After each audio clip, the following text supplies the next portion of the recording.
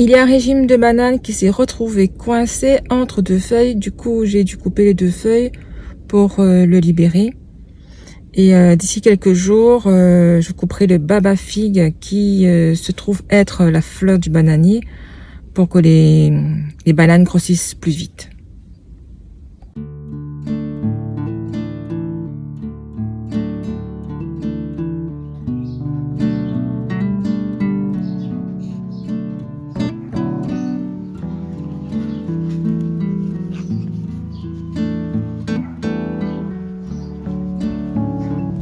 Sur les 5 graines d'adénium que j'ai semées, j'ai eu 5 qui ont germé correctement. Hein. Et là, j'arrose légèrement tous les 2 à 3 jours en surveillant tout de même l'humidité du terreau. En effet, des jours, il y a du vent, donc ça sèche plus vite. Et le plus grand risque pour moi, c'est vraiment que la tige pourrisse à cause d'un excès d'eau. Donc un petit peu d'eau, mais pas trop.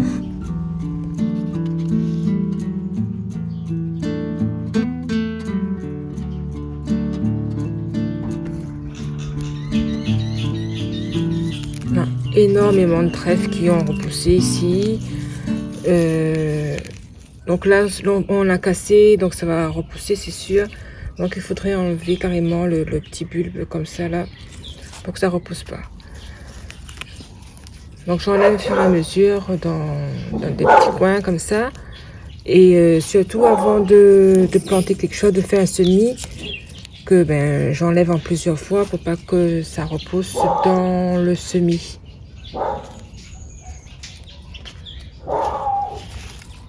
Et ensuite, ça je redonne aux poules qui apprécient ces petites herbes là.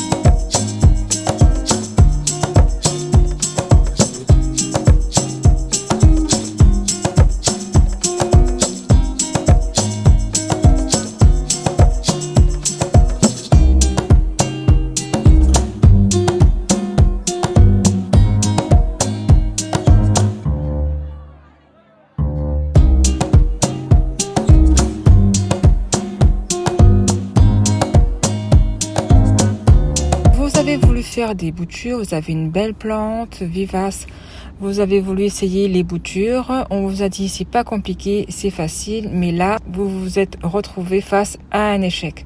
Donc là aujourd'hui je vous propose 3 plantes vivaces à bouturer et où vous aurez 100% de réussite. Alors mes plantes choisies pour vous aujourd'hui, ce sont deux plantes qui ont un feuillage remarquable, le coléus et l'irésine, et une plante remarquée par sa floraison. Tout d'abord, nous avons le coléus qui arbore des teintes magnifiques au niveau de leur feuillage. Nous avons toute une gamme de coloris dans le feuillage. On a du vert, du jaune, du pourpre, du brun, du rose.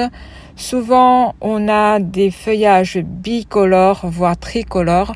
En fait, cela est dû au fait que les couleurs au niveau des feuilles se superposent. Et on a des feuilles qui sont découpées avec des marbrures et des liseries. Deuxième plante, l'irésine. Donc là, on va retrouver aussi la couleur pourpre qui est intéressante au jardin, surtout associée à de l'argenté.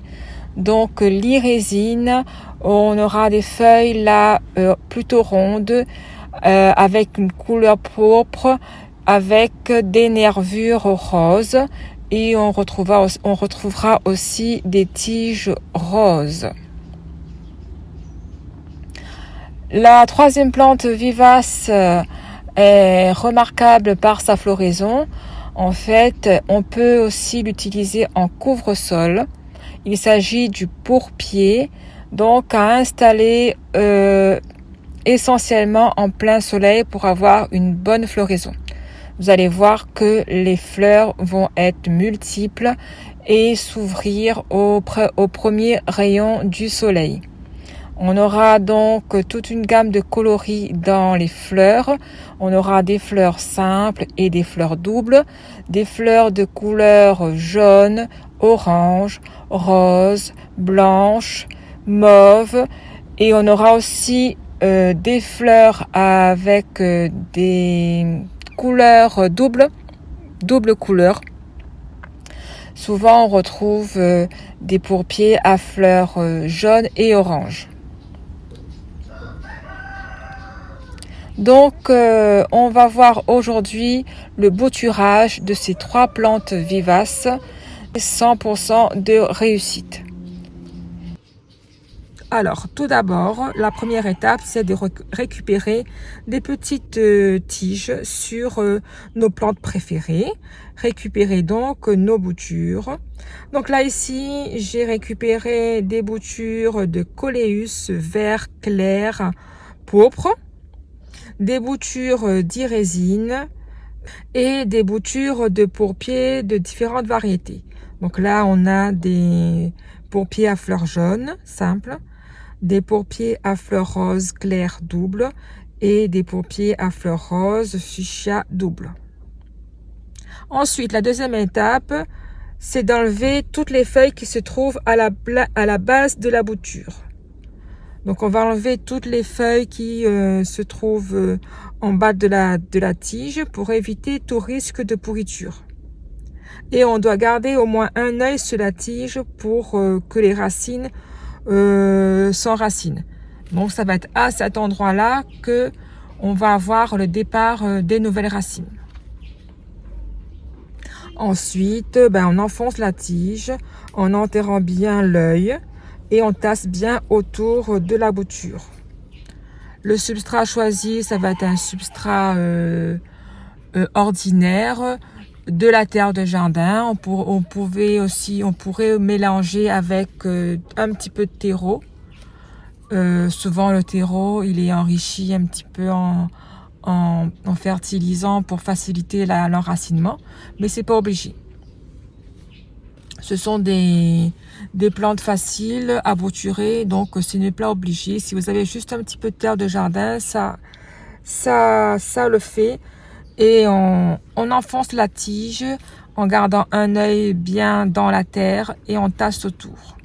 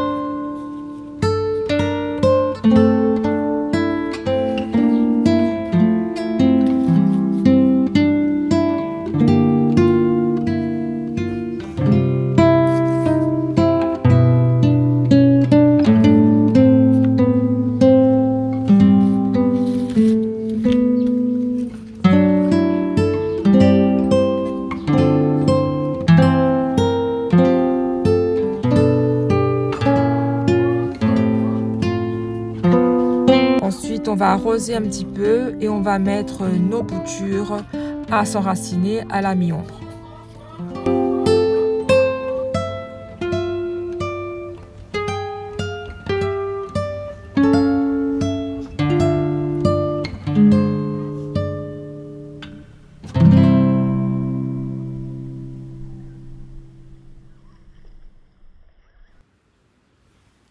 Je vous donne aussi des nouvelles de la plantation des anémones au jardin de Nymphéa. Si vous vous rappelez, j'avais planté ici 2 sachets de bulbes, des blancs et un sachet de bulbes en mélange violette-rose. Donc, sous ce maillonia qui est toujours en fleurs, on voit la levée des anémones qui est facilement reconnaissable par ses feuilles tout en dentelle. Donc là, ça sort du paillis de copeaux de bois de litchi. Et on espère avoir des fleurs cette année.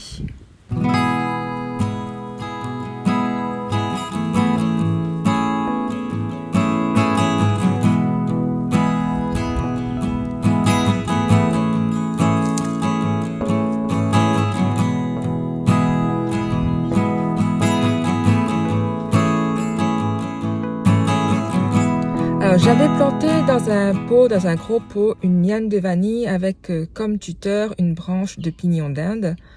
Les deux plantes se sont enracinées et se sont bien développées. Le pignon d'Inde, lui, il a même fait des fleurs et des fruits cet été. Et là, j'ai choisi de le dépoter pour le replanter à quelques mètres du pied de pamplemousse. J'ai laissé le pignon d'Inde, il va servir de support vivant à la vanille et j'espère avoir bientôt mes premières fleurs de vanille que je féconderai pour obtenir des gousses de vanille.